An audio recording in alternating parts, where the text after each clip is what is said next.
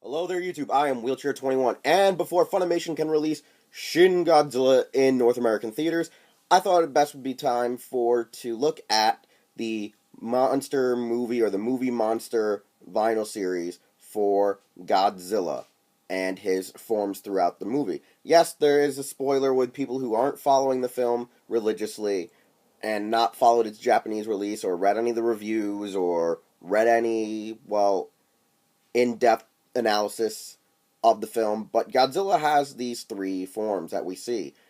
And the white one is actually his second form. We don't see his first form in the film. The red one is his third, and this is Shin himself. But that's pretty explanatory. It's kind of like the evolution of certain Digimon or Pokemon, where they loosely look the same as they keep getting bigger.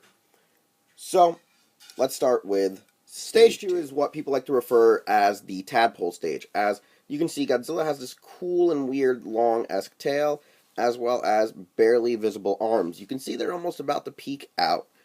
And as you can see, a lot of his actual gills are still visible in this form, proving that he's not that much of an amphibious creature at this time. We know that he goes through evolutionary processes, as we've seen with the vinyls, but it's actually the first time we've ever seen a Godzilla that honestly transforms. And the design is overall weird, mostly due to these weird bug fish-like googly anime eyes. And I don't really understand the process about it. Just we know that he's supposed to be a lot whiter than this weird brownish, I would say almost grayish-like scheme. He's supposed to be a lot brighter, a lot whiter, and his plates are brown. I don't understand the whole concept for the casting of this vinyl, but most likely after seeing the film, it might not be as white as fans on 4chan and actual movie reviewers say it was. I know a lot of people say it was more of a weird yellow, but I don't know. This is supposed to be a very infantile stage, so maybe it does have all those colors. Who knows? But the way it evolves is it starts puking out this weird red goo from its gills, and it shortly becomes our third form, which has a wonderful, leather red to the actual texture of the skin, and honestly, you can see he's becoming more like Shin Godzilla in this stage. His weird little arms are starting to peek through, right here, and over here, and this piece in his chest is sort of coming closer and closer to his neck, as well as his gills are slowly closing up, and the weird nuclear scars are becoming more apparent. It still has the weirder looking eyes, which I don't understand that aspect of why they chose that for the design, but they're honestly interesting nonetheless. As well as his plates are this wonderful fire red, and his tail is starting to have this weird face on it. Yes, a weird Godzilla-like face, due to the fact that fans believe that this Godzilla may be able to reproduce via budding. It's not proven in the film, spoiler alert, but there's this huge possible belief that it's able to bud due to the weird Freddy Krueger-like Godzilla face on its goddamn tail. Now, its points of articulation from the first and the second form are only in the legs. However, this one does have a nice little added ankle joint.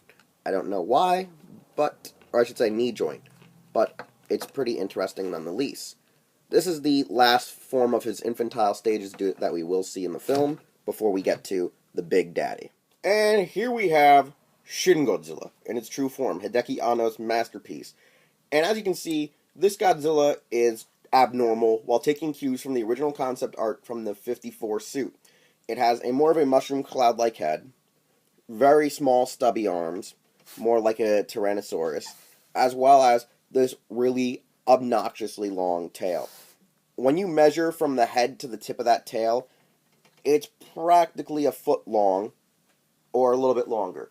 Honestly, if this tail could straighten out, it's probably a foot long itself, adding on to about 18 inches with Godzilla attached to it. Pretty impressive. As well as it has the red nuclear scars throughout its chest and up its neck, and visibly seen partially in its spine. You can see some red peeking through on the freaking spinal cord, as well as in the tail, which makes more visible features of the weird-esque face that I was talking to you about, that people believe causes the budding. Now, one thing we've learned is that his nuclear breath charges throughout the entire course of his body, which you see through the scars, and is emitted not just from his mouth, but his plates, and this damn freaking awesome tail. The overall look of the face is pretty goddamn menacing, and pretty badass. A lot of Pit fans loosely hate this design. I loosely do too, sort of, because it's supposed to be more of a real-esque horror Godzilla again, but because of who designed it, the guy who did Ultraman Powered, it's a weird camp fest to me. Now, it does have movement in the legs, not much, but it does have movement in the legs and in your arms. So, yeah. It does have basic vinyl articulation. Weird part is there's no tail joint. It's actually hard glued. So, without seeing the film in its entirety, and only seeing clips from the trailer, clips that were leaked online, and reading various movie reviews, I can assume that this Godzilla movie is going to be one of the most interesting concepts and films we've seen to date. The fact that Godzilla actually evolves is probably the biggest aspect to the franchise, as well as the way that he emits his nuclear breath. It's not just his breath, it's now his entire body that is the blast. So, like I said, without seeing the full film, I can't really make a full judgment on my liking of the forms in its presentation, but I can say it's unique, and that's why I chose to get these monster movie vinyls. Now, they're going up high in price, and usually movie monster vinyls do after their initial release, specifically if they're for a new film. So I would say wait on the aftermarket for them to either drop in price or for them to be reissued. There's always a high chance that they're always going to be reissued every 5 to 10 years for either some sort of anniversary.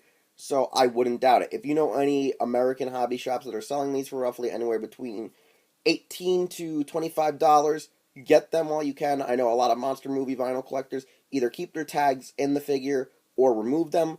I'm a 50-50 guy. If I bought it used, then I automatically can expect that the tag's not there. If I buy it brand new, I try to sometimes get a double, so I can have one for play value and one for just completion value.